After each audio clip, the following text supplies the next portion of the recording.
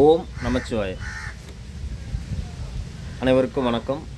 நேற்று வீடியோவில் பார்த்துட்டிங்கன்னா இதுக்கு முன்னாடி பதிவிட்டதில் சிவன் அருள் கிடைத்தது எப்படி அப்படிங்கிற வீடியோ தான் பேசியிருப்போம்.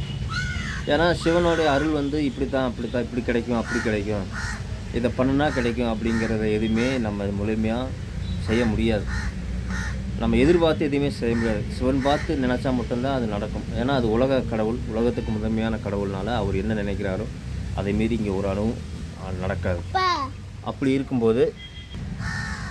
இருக்கும்போது பொதுவாக சிவனுடைய அருள் கிடைக்கிறதுக்கு இன்னத்த வீடியோவில் நான் என்னென்ன மாற்றிக்கிட்டேன் அப்படிங்கிறது தான் இந்த வீடியோவில் பார்க்க போகிறோம். இப்போ நான் இப்போ சொன்னது போல் தான் சிவனோட அருள் கிடைக்கிறதுக்காக தான் நான் இப்படி மாற்றிக்கிட்டேன், இந்த மாதிரி போனேன் அதனால் அருள் கிடச்சிது, அதனால் சிவன் கோயில் கட்டுறேன் அப்படிங்கிறதெல்லாம் சரியான பதில் கிடையாது. ஏன்னா அந்த மாதிரி நான் எந்த நினைவுலையும் வந்து எந்த குறிக்கோள் வச்சாலும் அப்படி செய்யலை, அப்படி செய்ய முடியாது.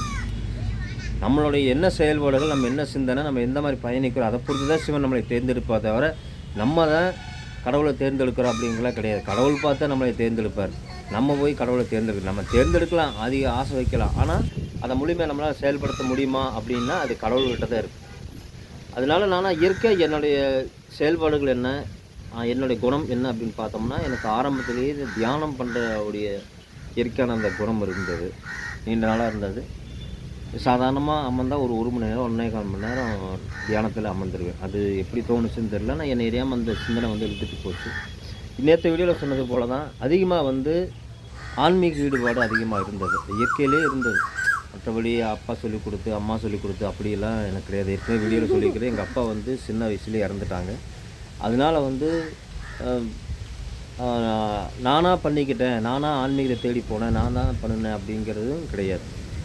ஒருவேளை இந்த பிறப்புக்காக நம்ம அப்படி படைக்கப்பட்டோமா அப்படின்னு தெரியல. ஆனால் இயற்கையிலேயே நம்ம சிந்தனையில் வந்து இந்த ஆன்மீக இதோட ஈடுபாடு இருந்ததுனால பக்கத்தில் இருந்த சிவன் கோயில், பக்கத்தில் இருந்த அம்மன் கோயில்களில் நம்ம அந்த முழுமையாக ஆன்மீகத்தில் நம்ம முழுமையாக ஈடுபடுத்திக்கிட்டோம். இப்போது ஒரு அம்மன் கோயில், நம்ம பக்கத்தில் அம்மன் கோயில் இருந்தது. அந்த கோயிலில் வந்து ஏற்கனவே வீடியோ சொன்னது போல தான், அதே இது தான், கோயில் கழுவை, கோயில் சுத்தமாக வச்சுக்க அப்படிங்கிறது இயற்கையிலேயே தோணுச்சு.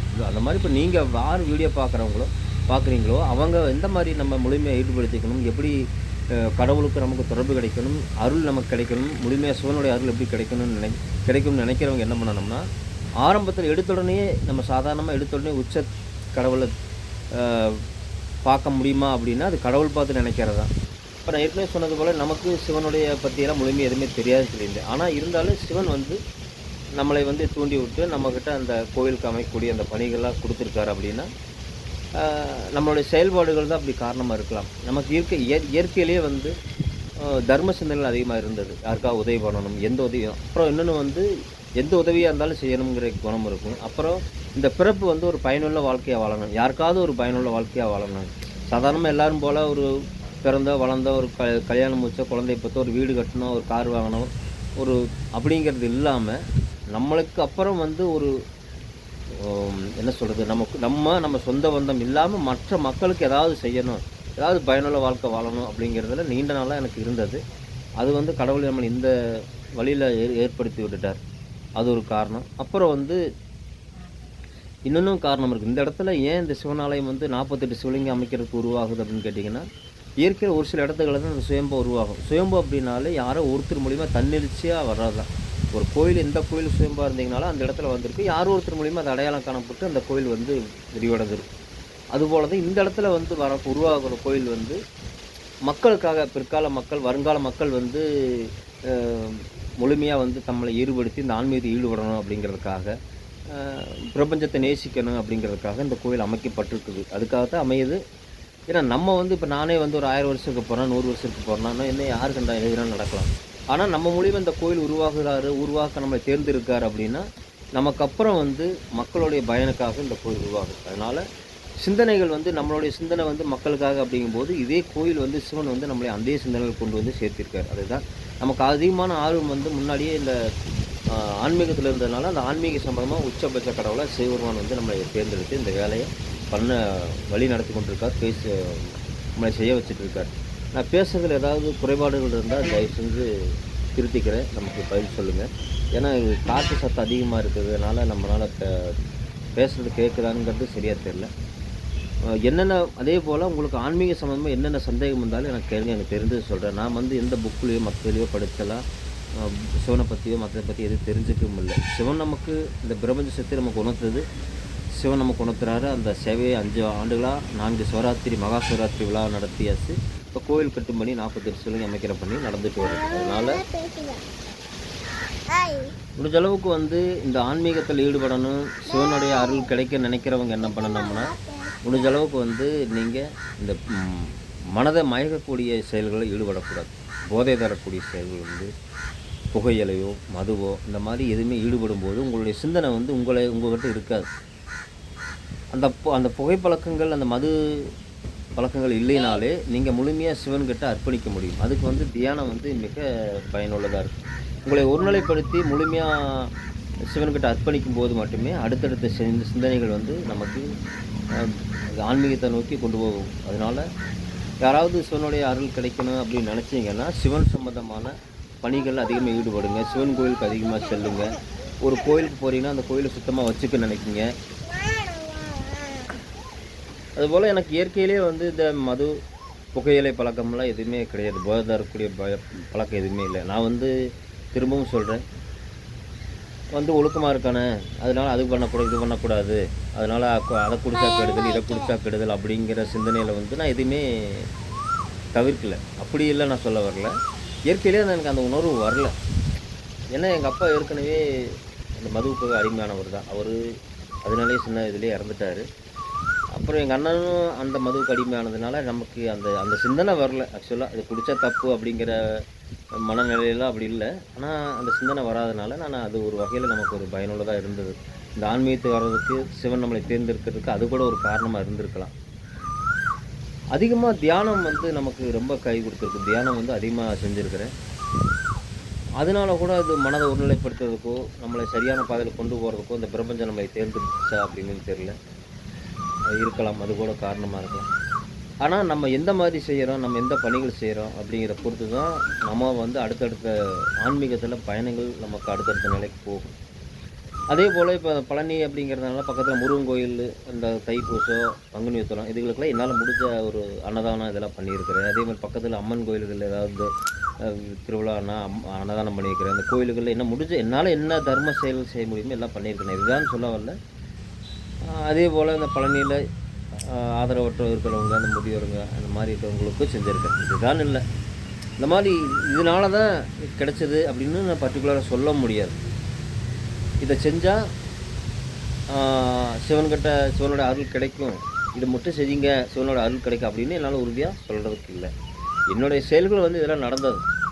ஆனால் ஒன்றே ஒன்று என்னென்னா, நம்ம வந்து நம்மளை தவிர நம்ம குடும்பத்தை தவிர மற்ற உயிர்களுக்கு மற்ற ஒரு ஜீவராசிக்கு ஒரு உண்மையாக இருக்கணும். மற்ற எல்லாத்தையுமே நேசிக்கணும். ஜாதி மதம் இனம் கடந்து எல்லாத்தையும் ஒரு நம்மளுடைய உறவாக நேசிக்கணும். அப்படி நேசிக்கும்போது மட்டும்தான் அந்த கடவுளுக்கு வந்து நம்மளை சரியாக தெரியும். அவங்க தான் தேர்ந்தெடுக்கிறது. அப்படித்தான் நம்மளுடைய சிந்தனை அப்படித்தான். யாரையும் பாகுபாடு பார்க்காம பழகிறது பண்ணுறது எல்லாமே அப்படித்தான் இருந்தேன். அதுபோல் கடவுளை நேசிக்கிறது எப்படின்னு நேசிக்கணும்னா, நீங்கள் ஒரே வார்த்தையில் சொல்லப்போனால் நீங்கள் உங்கள் குடும்பத்தில் அல்லது இந்த உலகத்தில் உங்களுக்கு யார் அதிகமாக பிடிக்குமோ அவங்கள விட ஒரு மடங்கு வந்து அதிகமாக அந்த சிவனை நேசிக்கணும். அதுதான் சரியான கடவுள், சரியான பதில். அதுக்கு முன்னாடி நீங்கள் எடுத்துடனே இந்த சிவனுடைய இதுக்கு போகிறதுக்கு முன்னாடி நீங்கள் இந்த குலதெய்வமாக உங்களுக்கு எந்த கடவுள் பிடிக்குமோ, நீங்கள் எந்த சாமியை விரும்புகிறீங்களோ, எந்த சாமியை கும்பிடுறீங்களோ அந்த கோயிலுக்கு அதிகமாக போங்க. அந்த தலத்துக்கு போங்க. அந்த இடத்துல ஒரு குப்பை கிடந்தாலும் சுத்தம் பண்ணுங்கள். அந்த கோயிலில் நல்லா அந்த கடவுள் மேலே அன்பு செலுத்துங்க. ஏன்னா கடவுளுங்கிறது இதுதான் குறுகிய வட்டத்தில் அடைக்க முடியாது. அது வந்து நம்ம கண்ணுக்கு தெரியாத ஒரு பிரபஞ்ச சக்தி. அது என்ன சொல்கிறது, எது வேணாலும் சொல்லலாம். கடவுள் இந்த ரூபம் தான் நமக்கு சொல்ல முடியாது, இந்த ரூபத்தில் தான் வருவார்னு நம்ம சொல்ல முடியாத அளவுக்கு சக்தி வாய்ந்தது. அப்படிங்கிறனால நீங்கள் உண்மையாக ஒரு கோயில் இருக்கா, நீங்கள் இந்த குலதெய்வ கோயிலாக எந்த கோயில் உங்களுக்கு எந்த சாமி அதிகமாக பிடிக்குதோ அதை ஆரம்பத்தில் நீங்கள் நேசிங்க, உண்மையாக நேசிங்க. அங்கே ஒரு திருவிழானா ஒரு அன்னதானம் பண்ணுங்க. ஏதோ ஒரு தர்ம சிந்தனையை முடிஞ்ச அளவுக்கு நீங்கள் மற்றவங்களுக்கு உதவுற தர்ம சிந்தனையை வளர்த்துங்க. ஏன்னா இந்த உலகத்தில் எதுவுமே நிரந்தரம் இல்லை. இன்றைக்கி பிறந்தால் நாளைக்கு 10 வயசு, நாளைக்கு 20 வயசு, நாளைக்கு அவளுக்கு அவ்வளோதான். கொஞ்ச நாள் கிளம்பிச்சு நம்ம இந்த பூமியை விட்டு போக போகிறோம். இந்த பூமியில் எதுவுமே நிலை இல்லை. நம்ம செய்கிற தர்மங்கள் தான் ஒரு பயனுள்ளதாக இருக்கும். அதனால் உங்களால் என்ன தர்மம் செய்ய முடியுமோ அதை செய்யுங்க. அதுதான் நான் சொல்ல வர்றது. அதனால் நான் மாற்றிக்கிட்டேன் அப்படிங்கிறத விட நான் இதான் நான் இயற்கையாகவே எனக்கு நடந்துட்டு வந்தது அப்படி தான். மாற்றிக்கிட்டேன் அப்படிங்கிறத விட நான் செஞ்சுட்டு இருந்த பணிகள் அப்படின்னா தியானம் பண்ணுவேன். ஒருவேளை தியானம் செய்யணும் அப்படின்னு நினைக்கிறவங்க நான் ஒரு சில ஃபார்மெட்டில் செஞ்சேன். அது நமக்கு இந்த ஒரு எப்படி நமக்கு மைண்டில் தோணுச்சுன்னு தெரியல. அதுதான் ஒரு 48 நாள் 140 நாள் அப்படிங்கிற கணக்கில் டெய்லி செஞ்சுட்டு இருந்தேன் தியானம். 2 நேரமே செஞ்சுட்டு இருந்தேன். ஒருவேளை யாருக்காவது அந்த தியான முறை தேவைப்படுதுன்னா அதை சொல்லுங்கள், நான் வேணால் சொல்கிறேன். உங்களால் தொடர்ந்து ஒரு 48 நாள் செய்ய முடிஞ்சால் அதை செய்யுங்க. மிக்க பயனுள்ளதாக இருக்கும். அதே போல் இப்போ சிவன்கிட்ட வந்து நம்ம ஏதாவது ஏதாவது பண்ணணும், சிவனை அதிகமாக நேசிக்கணும் அப்படிங்கிறது வேறு. அது ஆசைப்படுறது தப்பு இல்லை. சிவனுக்கு கோயில் கட்டணும், மற்ற ஏதாவது பண்ணணும், நம்ம பெரிய ஆளாகணும், ஏதாவது அளவுக்கு அதிகமாக ஆசைப்பட்டு இது நடக்கிறதுக்கு இது நம்ம பண்ணலாம், இது பண்ணுனா இது நடக்கும் அப்படிங்கிற ஒரு தவறான சிந்தனைகளை யாருமே முன்னாடியே முடிவு பண்ணிடாதீங்க. நம்ம எதை முடிவு பண்ணாலும் சிவன் முடிவு பண்ணால் மட்டும்தான் நடக்கும். அதனால் இப்போ நான் சொன்னது போல் உங்களுடைய நல்ல தர்ம சிந்தனைகளை வளர்த்துங்க. முடிஞ்ச அளவுக்கு தர்மம் பண்ணுங்கள். முடிஞ்ச அளவுக்கு சிவன் கோயிலுக்கு போங்க. சிவனை பற்றி தெரிஞ்சுக்குங்க. சிவன்னா யார், சிவன்னா என்ன, ஓம் நமச்சிவாயனா என்ன, 63 நாயன்மார்னா என்ன, ஒவ்வொரு சிவன் கோயில்களும் எப்படி உருவாச்சு, அது எப்படி கட்டப்பட்டது, அதற்கு அடித்தளம் போட்டது யார், ஏன் ஒரு கோயிலுக்குன்னா ஏன் இடையில நின்றுருக்கும், ஏன் ஒருத்தர்னாலே அந்த கோயில் முடிக்க முடியாமல் போயிருக்கும், ஒவ்வொரு கோயிலும் வந்து எப்படி நடந்தது, ஏன் இந்த மாதிரி சிலையெல்லாம் அமைச்சாங்க, எப்படி நடந்தது, இந்த மாதிரி பல ஆயிரக்கணக்கான பிரச்சனைகளை உங்கள் மனசுக்குள்ளே கொண்டு வாங்க. அதே மாதிரி மற்ற கடவுளுக்கு சிவனுக்கு என்ன வித்தியாசம், ஒரு அம்மனுக்கு சிவனுக்குள்ள வித்தியாசம் என்ன, சிவன்னா என்ன, அம்மன் என்ன, சிவனை வழிபடும்போது நமக்கு எந்த மாதிரி உணர்வு வருது.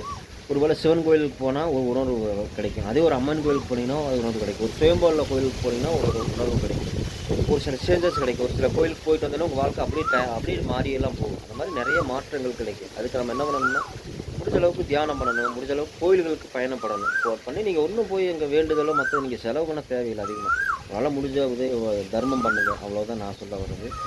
திரும்ப ஒரு தடவைக்கு 100 தடவை சொல்கிறதுனா தர்மம். மற்ற அனைத்து உயிரிலும் நீங்கள் உங்கள் உணர்வாக உயிராக நேசிக்கணும். கடவுளை இந்த உலகத்தில் எது உங்களுக்கு அதிகமாக நேசிக்கிறீங்களோ அதை விட ஒரு பங்கு கடவுளை நேசிக்கும் போது மட்டும்தான் அந்த கடவுள் வந்து உங்கள்கிட்ட இறங்கி வருவார். நீங்கள் 10 படி மேலே ஏறினீங்கன்னா ஒரு 100 படி இறங்கி விடுவார். இதுதான் கடவுள்களை நமக்கும் உள்ள ஒரு தொடர்பு.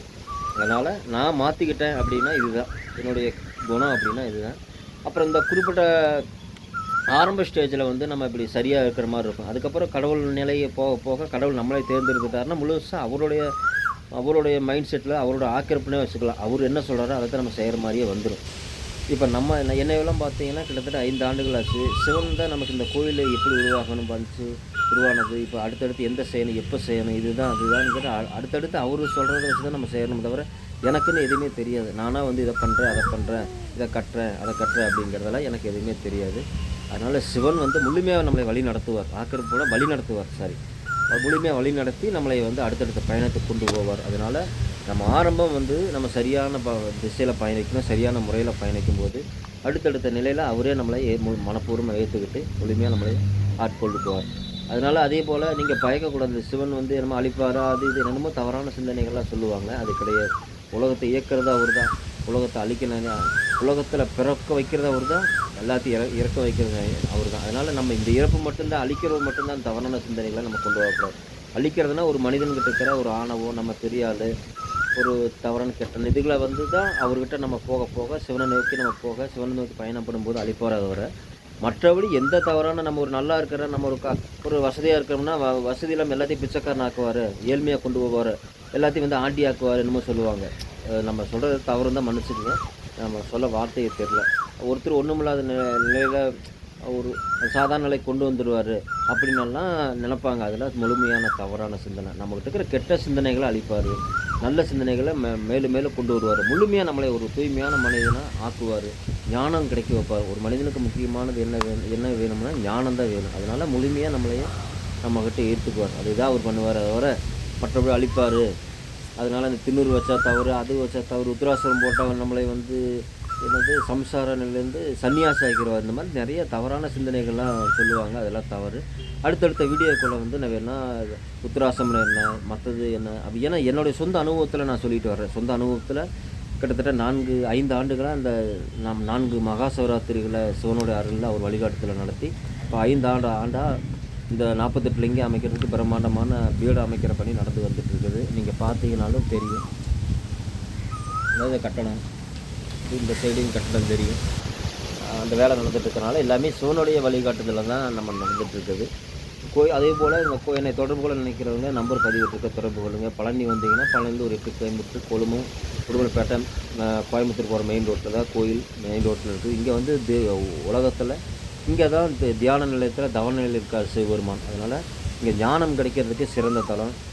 ஒரு தடவை 48 நாள் தான் உங்களுக்கு எந்த கோரிக்கையும் இங்கே நடக்கும். அதுக்கு மேலே தேவையே கிடையாது. 48 நாளில் நீங்கள் பிரம்ம முகூர்த்தத்தில் 5 தீப வழிபாடை பண்ணி இங்கே 48 லிங்கத்தில் முதலாவது லிங்கத்துக்கு வந்து அமாவாசை 2 பௌர்ணமி ஒரு அமாவாசை வந்து உங்கள் கையால் அபிஷேகம் பண்ணினாலே அடுத்தடுத்து எந்த கோரிக்கை இருந்தாலும் 100% நடக்கும். இங்கே சுயம்பா உள்ள அரசு வேம்பில் வந்து உங்கள் கோரிக்கைகளை கட்டி போட்டு 48 நாள் முழுமையாக வழிபட்டிங்கனாலே அவர் கண்டிப்பாக நிகழ்த்தி கொடுப்பார். அது வந்து சிவனுடைய உத்தரவு. முழுமையாக நம்புங்க அப்படின்னு சொல்கிறதுக்கு இல்லை. சிவன் நடத்துறது தானே தவிர நம்ம கையில் ஒன்றும் கிடையாது. நான் எதுவுமே சொல்லலை, பண்ணலை. சிவன் ஒன்று சுயம்பு உருவாகுதுன்னா அது மக்களுக்கானது. அதனால் தாராளமாக வாங்க, உங்கள் கோரிக்கையை சிவன்கிட்ட வைங்க. சிவன் கண்டிப்பாக எல்லாத்தையுமே நடத்துவார். எல்லாத்தையும் இயக்கிறதே அவர் தான். மீண்டும் அடுத்த வீடியோவில் சந்திப்போம். ஏதாவது பேசுனதில் குறைகள் இருந்தால் நான் திருத்திக்கிறேன். ஏன்னா நமக்கு அதிகமாக வீடியோ பேசி பழக்கம் இல்லை, புதுசு. அதனால் ஆடியோ கேட்கணுன்னாலும் சொல்லுங்கள். அதே போல் சிவன் சம்மந்தமாக ஏதாவது இப்போ நான் பேசுகிறேன், இதை விட சிறந்த சிவனை பற்றி தெரிஞ்சவங்க எதாவது இருந்தாலும் கூட நீங்கள் சொல்லுங்கள். எனக்கு அதை பற்றி தெரியல. என்னை முழுமையாக ஆட்கொண்டு நான் அந்த சிவன் கோயில் கட்டிகிட்டு இருக்கிறனால நம்ம ஒருத்தரை தேர்ந்தெடுத்து கூட எனக்கு யாருமே இல்லை. சிவன் தான் நமக்கு கூட இருக்கார். அப்படி அந்த வழிக்கையில் நம்ம சிந்தனையில் புகுத்தி நம்மளை செயல்படுத்துறதுனால எனக்கு தெரிஞ்சது நான் சொல்லுனே தவிர மற்றபடி நான் சிவன் புக்கை படித்து அந்த புக்கு இந்த புக்கு எந்த வரலாறு இதெல்லாம் படிக்கல. எனக்கு எந்த கோயிலை பற்றி தெரியாது. என்னுடைய சிந்தனைக்கு என்ன சிவன் கொடுக்குறாரோ அதை உங்கள்கிட்ட பேசிகிட்டு இருக்கிறேன். அதனால் சிவனை பற்றி அதிகமாக தெரிஞ்சவங்க யாராவது சொன்னீங்கன்னா கூட நம்ம ஏதாவது பேசியிருந்தால் அதில் ஏதாவது தவறாக உங்களுக்கு தெரிஞ்சால் கூட சுட்டி காட்டுங்க. எந்த தவறு நான் பேசுகிற குறை சொன்னாலும் கூட நான் மனசார ஏற்றுக்கிறேன். அது எந்த தவறும் கிடையாது. ஏன்னா எனக்கு எல்லாமே தெரியும்னு என்னால் சொல்லவும் முடியாது. எனக்கு தெரியல, தெரிஞ்சதை சொல்கிறேன். தவறாக இருந்தால் சுட்டி காட்டுங்க. அடுத்த வீடியோவில் சரியாக பண்ணிக்கிறேன். அதுபோல் உங்களுக்கு சிவன் சம்மந்தமாக வேறு எந்த மாதிரி வழிபாட்டு முறை, இந்த வீட்டில் சிவலிங்கம் பிரதிஷ்டை பண்ணலாமா, சிவலிங்கம் சாமி பண்ணலாமா, பூஜை செய்யலாமா அப்படிங்கிற சந்தேகம்லாம் இருக்கும். ஏன்னா இந்த ஆரம்பத்தில் சாதாரணமாக அந்த சுயம்பா அரசு மருந்த கோயில் உருவாகி இப்போ பிரம்மாண்டமான கோயிலை வளர்ந்துருக்குன்னா ஆரம்பத்தில் நான் பூஜை பண்ணிட்டு தான் இருந்தேன். ஏன்னா எனக்கு சிந்தனைக்கு என்னென்ன சிவன் கொடுத்தாருன்னு அது மாதிரி எந்த மாதிரி முயற்சி பண்ணேன் அப்படிங்கிறதெல்லாம் நான் உங்களுக்கு வேணா சொல்கிறேன். பயனுள்ளதாக இருக்கும்னு நினைக்கிறேன். மீண்டும் அடுத்த வீடியோவில் சந்திக்கிறேன். உங்களுக்கு சிவன் சம்பந்தமான வேறு கேள்வி பதில் இருந்தால் கமெண்டில் சொல்லுங்கள். இன்னும் நேரடியாக ஏதாவது பேசணும் அப்படின்னா ஃபோன் பண்ணுங்கள். அதிக நாள் ஃபோன் பண்ண முடியாது. நேராக கோயிலுக்கே வாங்க. கோயிலில் வந்து நேரடியாக பேசுங்க. ஃபோன் பண்ணுறத விட எனக்கு கேட்டால் நேரில் வாங்க. மிகுந்த சந்தோஷப்படுவேன். சிவனோட அருள் பாருங்கள். ஓம் நமச்சிவாய.